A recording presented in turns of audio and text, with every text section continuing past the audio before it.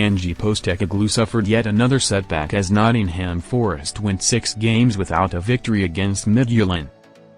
Referee Willy Delajod made a few questionable decisions during the clash at the City Ground on Thursday, 2nd of October, as the Reds lost 3-2 in an embarrassing Europa League defeat.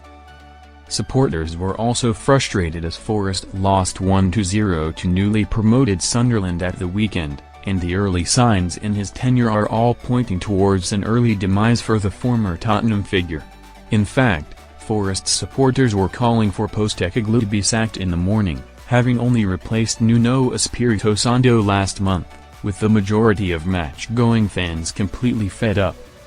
Martin O'Neill confused by the treatment of Ange Postecoglou. Speaking on TNT Sports, 2nd of October, O'Neill was taken aback by the crowd, saying, "It is the name of the game and you have got to win. Everything else follows." It feels strange, but the crowd were really against him in many aspects, and the Reds are now without victory in 6 games under the Australian's leadership. Postecoglou has already responded to the criticism, saying that the supporters are entitled to their opinion, and he remained calm while being interviewed, much to the surprise of everyone.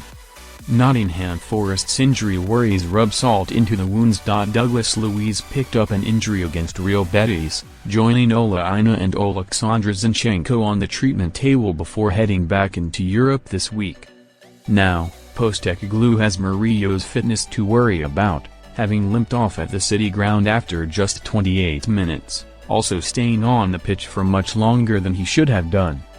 The 60-year-old may not have time to welcome those players back from injury, however, with the fanbase out for blood after an embarrassing return to Europe for the first time in 30 years, Evangelos Marignakis' decision to back Edu and part ways with Nuno appears to have completely backfired, and the former manager can rub even more salt in the wounds by being successful at West Ham.